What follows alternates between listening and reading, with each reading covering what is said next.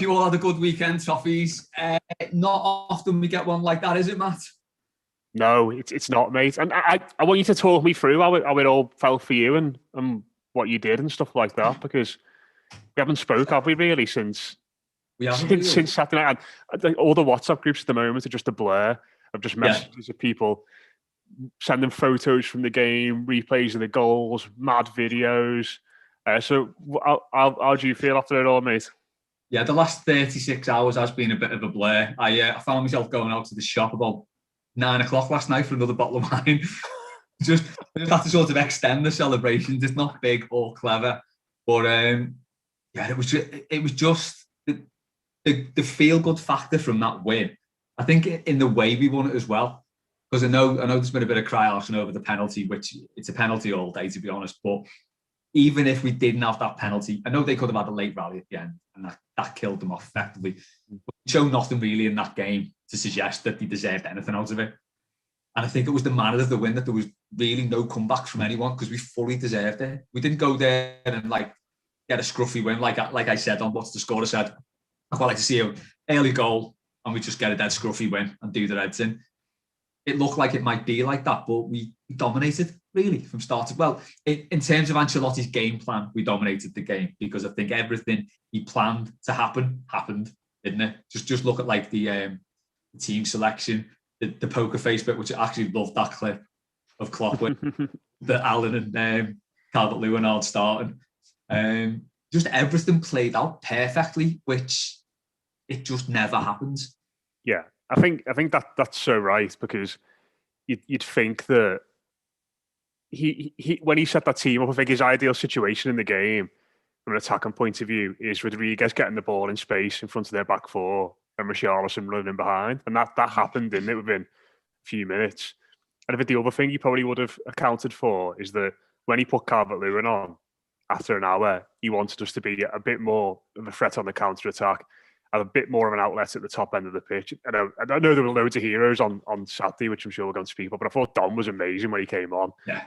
For the last half an hour, he just ran them ragged and gave them something completely different to think about. And they've just done a feature on Sky there with Carragher about looking at the man marking of Coleman on Robertson and Holgate on Mane and how well that works. So yeah, I think you're right, mate. The manager got it absolutely spot on. And, sometimes we do What's the Score, don't we? And the team selections are mad. I mean, they don't work, like Fulham. Then you get other games like Wolves away. Yeah. Where we get on like Saturday, where you thought, what on earth is he playing out of here? I've got no idea what's going on. Yeah. And they produce performances like that. But yeah, I think you're right. I think everything he would have. I think if he could have wrote down what was going to happen ideally in the game at certain points, I think, and you sort of put them next to each other, what actually happened, you'd probably get about 70-80% of the things that he wrote down before the game actually happened in the game. So yeah, massive credit to the manager. He was great. What I loved as well is it's the first time in a long time that I can remember we've actually exploited a team's weakness. Yeah, especially them, mate. So it was even right down to Alisson, the closing down on him, because he looked really dodgy on his feet all of a sudden. All his passes were so safe. No first time pass. He's always take a touch before laying it off short. So we got stuck into him. We got stuck into the defence. I think Jordan Henderson going off was massive, to be honest, in the scheme. You know what? I actually thought they were probably a bit better when he wasn't on the pitch, but I don't know. I just think with him, he's got a goal threat as well, hasn't he? Like that volley. Yeah, fair enough. Yeah, that's the player he bring on. He's a leader. He's their leader as well, isn't he? Whatever you say about him in that sense. And I imagine from their point of view, there would have been a sense of, oh my God, not again. But who's asked about them? Well, exactly. Yeah, I think the other thing as well, and I think it's been infuriating us for years. This hasn't, that we don't start games like that. Even this season, we've got a whole first half, and we've not done as much as we've done in the first 10 minutes of that game. Because we're dead slow and we're sluggish to get going. But there, we got a corner within 10 seconds, didn't we? And we were right on them. Yeah. And we just never do that. And it just shows, if you start the game with that intensity, it really knocks the other team for six. And that's generally what they do to us. They certainly did it to us at Goodison.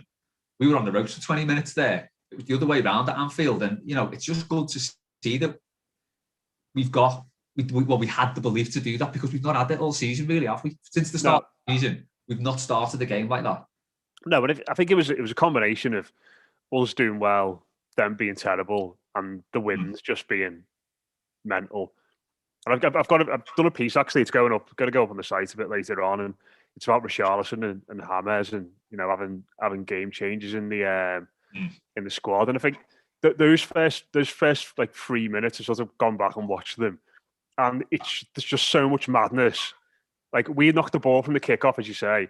They give away a corner. We nearly score from the corner with Godfrey. Then they have a bit of easy possession. They lash it long, bounces around the midfield. Thiago just passes it out to play. Holgate takes a throw in twice. It bounces. It's about 20 yards up the pitch to say. Yeah. It bounces around in midfield. It's a bit of head tennis. And then James Rodriguez gets the ball, and it's like, and like everyone just like, and he's got this great feature of slowing the game down and speeding it up at the same time. And it's like, as soon as he was on it, it was like, right, it was the first bit of calm really from anyone in the entire football match. And I think, we've spoken so much down the years about why our record at Anfield, and let's be honest, it's not just there, is it? It's Old Trafford, it's the Emirates, Stamford Bridge, wherever. Why it's so poor, and there's loads of reasons for that. But I think often we just haven't had enough game changes and game changes at the highest level to be able to just change the course of a football match with one swing of a boot. We've typically been sides that have been, okay as a unit, haven't we? We've been defensively solid. We haven't really had any, star players in there. But what he did in the opening moments of that game is why you sign players like him, isn't it? And I think credit to Richarlison as well. I put him into that bracket because we've seen a player in the last few weeks that scored twice against Tottenham in a season-defining game potentially for us. 5-4, scored against City in midweek, and he doesn't even look up, does he, when he's through on goal there? It's head down, finishing it well, and he's putting Everton ahead early in the game. And I think having players like that is so important when you go into these big stadiums, because so often the games are a bit mad, they're tight, you don't really have much of the ball. So when you get the ball, you need to have players that can use it well, and those two thankfully did. But people get the comments in as well. How you feeling about it? Tell us how you celebrated Saturday night, what you've been doing today. You've been winding up your red neighbours or family members with anything as well. Want to hear all that. So let us know what the last 36 hours have looked like for you. The big thing for us here was watching with my dad and the kids. Yeah. Support bubble, it's fine. It's the first time the kids have ever. Well, Jay was alive, and they were both alive when we beat them in 2010, which was like 5, and Joe was like 1. So they don't remember it at all. So this was the first time you've ever seen us win a derby, or ever seen us do anything of any note in a derby. So to see them that ecstatic was just unreal. They were getting stressed out to the point where they were walking out the room with 5 minutes to go, even when we scored. As soon as we scored the penalty, Joe mentioned the Newcastle game, and it was like, what? Oh God, Joe. I know, but it's like it's these things play on your mind, don't they? You can never ever settle, and especially when it's them. But it's the way, like, you don't teach your kids that. That's just in them. They have that feeling whereby, this still might not go our way. This. And it's not unjustified, that, is it? Because in the past we have done that, haven't we? And you can't underestimate the effect those games have on you. And it's like when people say we need to knock that Everton thing in the head, you literally can't, because you've seen it that many times. And let's face it, if we'd have got beaten 3-2 there, that would have been just another way to get beat at Anfield, being 2-0 up with 5 minutes left or something stupid like that. Thankfully, they had a lot more about them, and I think the stuff went out of Liverpool with that penalty, didn't it?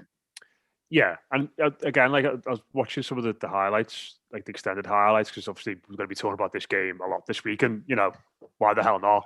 Yeah. And I think it's really good that after the second goal, they kick off and we win it back, and we just put together, like, it's about 10 passes, like, just like crisp first time, like it goes into midfield, goes out to Sigurdsson, and it's like, they're just in control. They're just really in control of all this, and I think it after we'd scored to go 2-0 up, I was still thinking, right, we could still mess this up because it's Everton and it's them. But I just remember that little moment of play being like, filling me with a bit more confidence. Like, they've got this. They know what they're doing. And the fact as well that they were throwing themselves over at any point. I think after we go 2 up, Mane dives, doesn't he? when Keane puts his hand on his back, and Salah's already done it, hasn't he? Salah done it twice, I think, hadn't he, earlier in the game as well. And I think that's, granted, these are players that do this sort of thing quite often, to be fair. But I think if you're a defender and you're playing up against someone like that, and you're going into the game thinking, right, I need to worry about Mane's skill and his movement, and Salah cutting in on his left foot and all those sorts of things, and you get to a point in the game where they're diving, trying to, win penalties or cheap free kicks or whatever, you must think, yeah, I've got him here. If he's resorting to that kind of thing. So I imagine that would have filled our lads with confidence. But it was just great seeing, like I said, the photos of you guys watching it all together. We had so many people sending photos to the Blue Room Twitter on Saturday night when Dave put a tweet out saying, "What are you all drinking?" And it was just flooded in. And I think you're right about the Everton that thing, because I've always said that we're entitled to feel like that because we've seen it happen so many times. And if Everton aren't going to be Everton that anymore, it's up to the players and the manager to change that. And listen, it's still in there. We've seen it against Fulham and Newcastle. We've got Southampton at home next. Yeah, we've lost how many games have they gone without defeat or whatever. So, but we'll cross that bridge when we come to it. But it is still there. But I think when you have experiences like this, which this team can go through together, and they can look at each other if they're struggling at Stamford Bridge or they'll go down. They can look each other in the eye and say, "We were 2-0 down at United and came back and got a draw." If they're ahead in a game somewhere and they're under a bit of pressure, they can look at each other and go, "Yeah, I was next to you on the pitch when we got through against Liverpool when we were winning 1-0, and we got a big win there." I think those experiences are really galvanising for a lot of people, for the players. And when we see them as fans doing that and getting through that together, you start to believe a little bit more and believe a little bit more. Well, it's something we've not had for years, and we've said it a lot on this, haven't we? We've said sort of at these big away games, the reason our record is so bad is because if we do go behind, the arses go, and it's like, well, we don't know what to do now. Or even sometimes if you go ahead, it's like, well, what do we do now? We're ahead. Because it did feel like that for a lot of the games to me. I thought we scored really early. And it was such a weird feeling that, yeah, this is brilliant that we're ahead. But if we mess this up now, it's going to be so much worse. In a way, you'd feel more comfortable being 1-0 down after an hour. Do you know what I mean? It's stupid. It's a stupid thing to say. But the fact that you got 1-0 ahead for like an hour and you're thinking, we've got this here. And if this goes now, this is going to be terrible.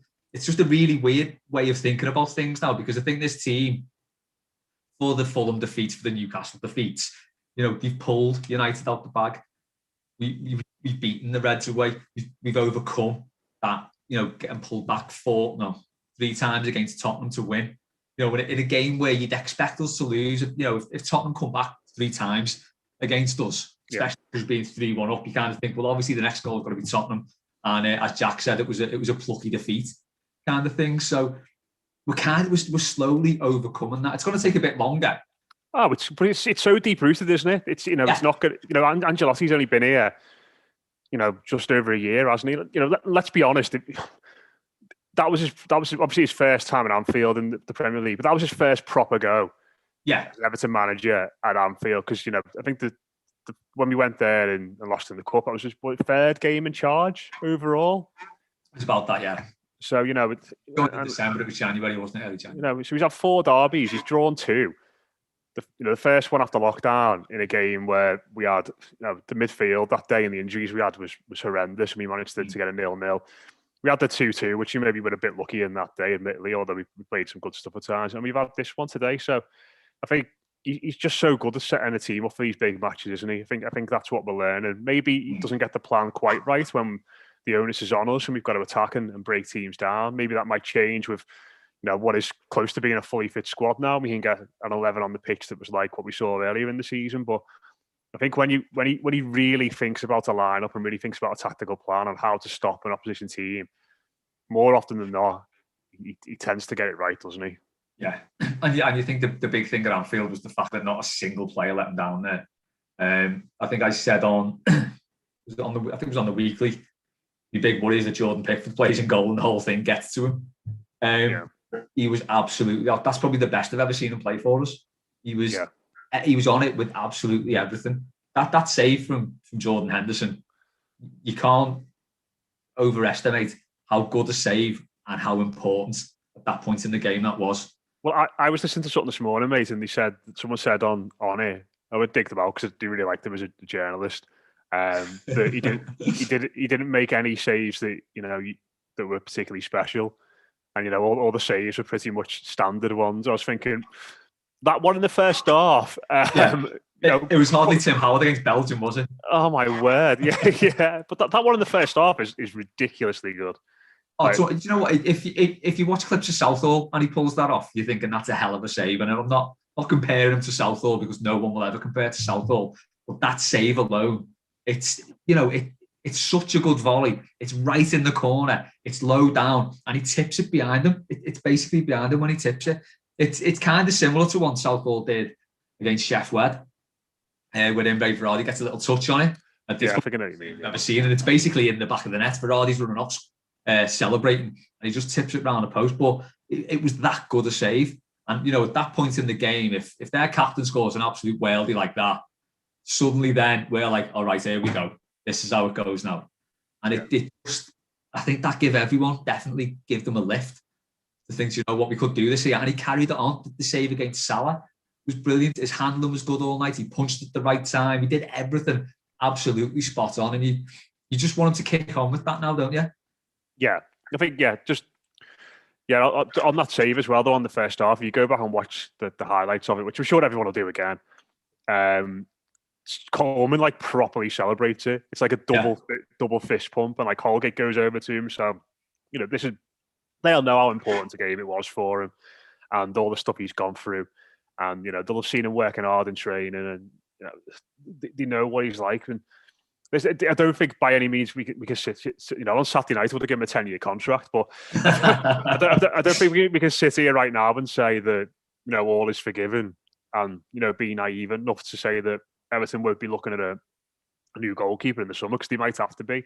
Yeah, but it's one of them, isn't it, where if things are going to turn around for Jordan, then he needed this sort of game, didn't he? In a fixture, like a high-profile fixture like this, where he just done everything right, was composed, made some great saves, his kicking was really good, and he looked like the goalkeeper we had in that first season. And I think all the issues started for him, really, didn't they, after the Origi goal, and he's never really been quite the same since then. So you just want to hope that can be one bookend on a poor time at Everton, and he sort of exercise that now by a good performance in a winning display at Anfield, and he can put that behind him as well. But great night, show what he's capable of, 100%. And you want to see that more often. But here's hoping now he can do it for 5, 10, 15 games until the end of the season, and if he does keep performing like that, then we're going to be in with a great chance of being top 6 or top 4.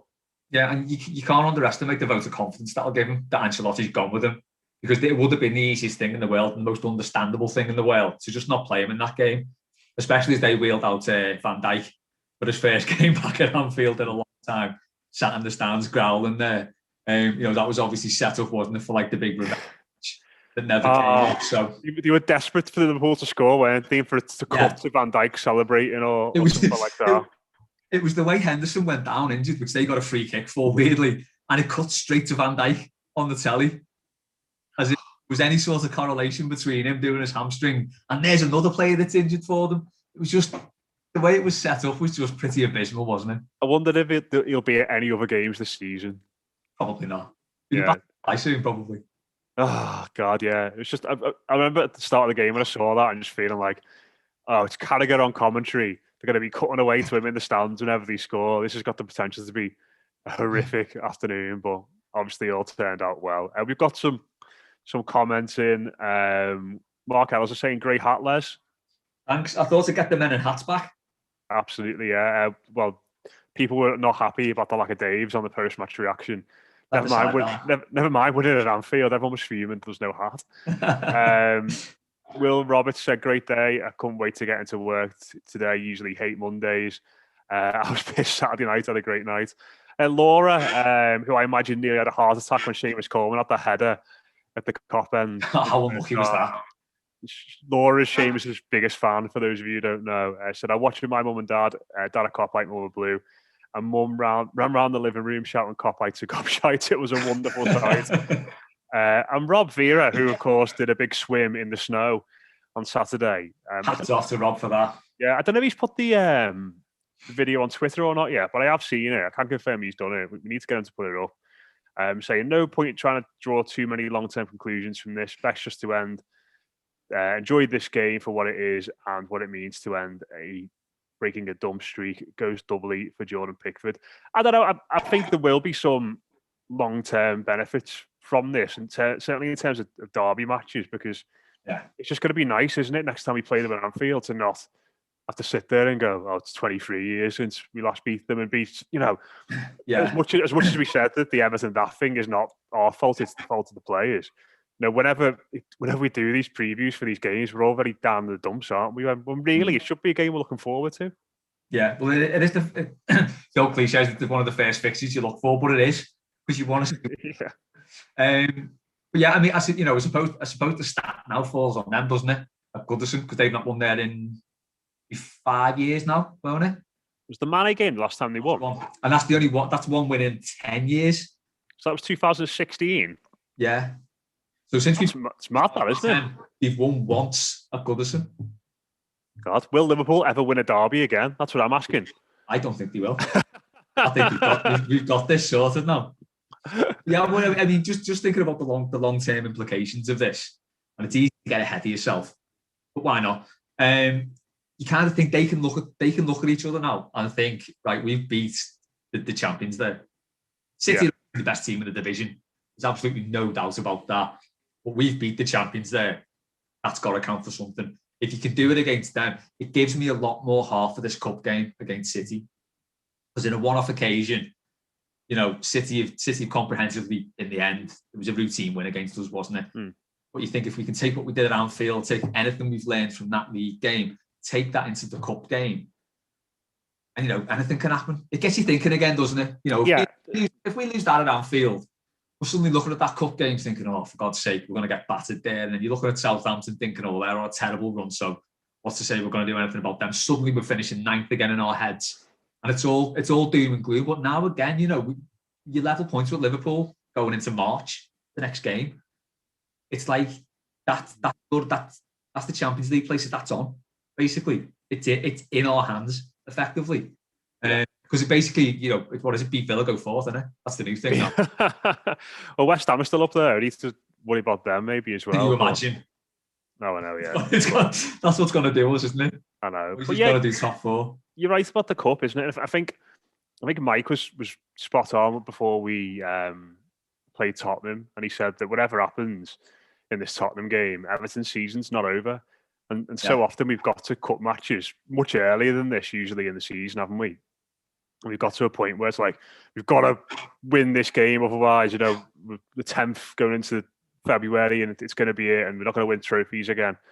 But as much as, for me, winning a trophy is still the big priority for us, it's nice to know that even if Manchester City do beat us, which, let's be honest, they probably will, that we have still got something to play for in the Premier League, and that sort of takes the pressure off it a bit, doesn't it? It's not having the entire season hinge on one game, because you're fighting on multiple fronts, and that's what good sides do. But yeah, you're right. In regards to City, who knows what form they're going to be in by the time that comes around. It's March, isn't it? Middle of March, we playing them.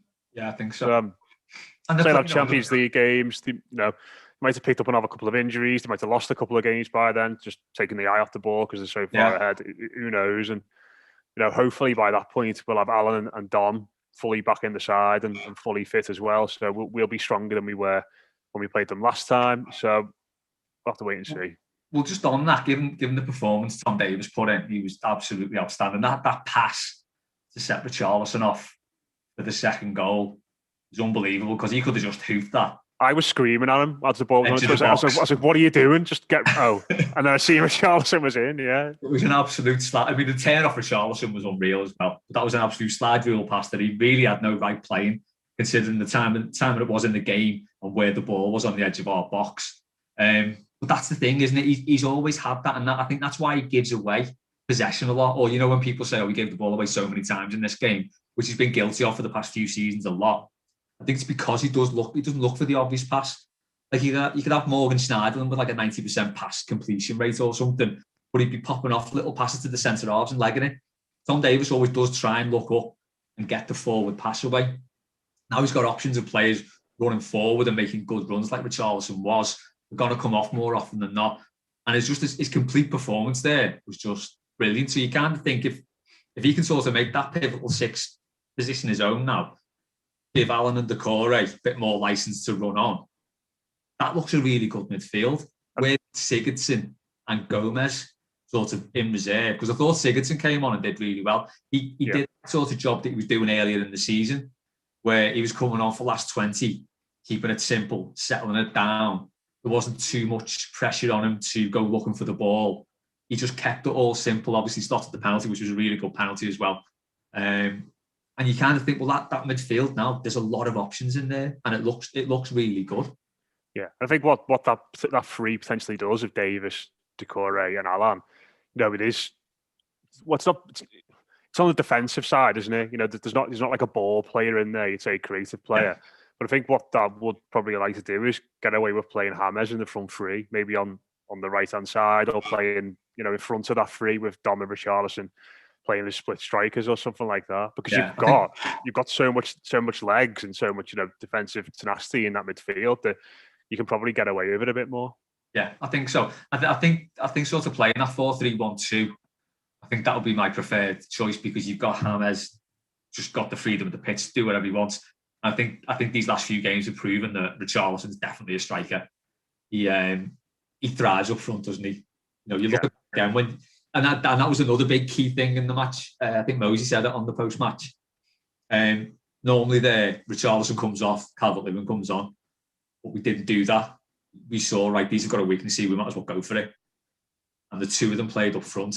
And it paid off, because we scored a penalty. We could have scored another one or two, maybe even. Richarlison got through, didn't he? And then came back on his left foot for some reason. They should have just blasted, shouldn't he? And then Sigurdsson. I think he might have just thought he was offside.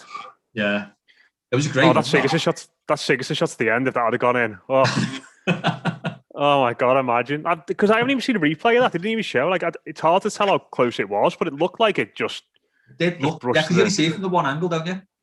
Yeah, because I think it goes out, doesn't it? And then they take the goal kick very quickly, and then it's full time. And obviously, the focus is on the celebrations and all that. But it looked like it was really, because I seen the net ripple. Obviously, he must have just brushed the side netting with it. And I thought at first it was in, but 3-0 would have been a bit greedy, wouldn't it? Yeah, I think we've earned it though. Jesus, I know. I'll quickly rattle through. Some comments. Will Roberts, if we play like that against City, we're in a good chance of beating them. Is right, mate. Why not? Mark Ellison, Everton are playing like the Park End away from home. All horrible and don't care. Whereas at home, it's like Everton in the community. Oh, come on, mate. A bit harsh on the Park End. A bit harsh on the Park End. And Laura, just to finish off, said she's going to get a T-shirt with Seamus' biggest fan on it. So. I just want to ask Laura about this as well, because she's got a bit of a Ben Godfrey thing going on.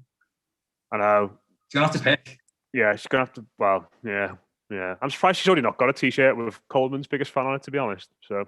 Yeah, pajamas. She's definitely got James Coleman pajamas. Oh, brilliant. Oh, right. So that's the end of an exhausting weekend, really, isn't it? I know, mate. I know. We got so much content though from that game. Just buzzing like all the shows we're going to be doing this week, which is great. Yeah, and the fact that we haven't got Southampton till Monday now, so just the whole week and the weekend to just bask in the relative of it all. It's one of them, isn't it, where you want to watch all the footy. I'm so excited for Brighton Palace now, which is going to be on in the second half. We finish this. If we could go to the pub, I'd be like, who wants to come to the pub to watch this with me? Yeah. Well, that's it. I've got a couple of good Palace mates in work, so I'm hoping they do Brighton tonight. Yeah, I'll be on Lark Lane watching Leeds Southampton tomorrow with keen interest. But Palace are winning. Great, isn't it? Palace are winning 1-0. So always right. Lovely stuff. There you go. Right. So what have we got this week then? We'll be doing what's the score on Monday. So that's it. So today we've had breakfast. I had Stats Pack was good. Stats Pack with Matt Cheating, which was really good. And Ben is why we've been doing this now. Has just sent me the Monday show, which has got Mosey and Dave Prentice on, which should be class. That's a lineup, isn't it? Yeah, it's a cracking lineup. So looking forward to listening to that as I edit it a bit later on. Tomorrow we've got Subs Weekly, which is Mike Diasha, Adam Jones, and Lyndon. So that should be decent as well. I've already got Paddy booked in for weekly on Wednesday at 5:30.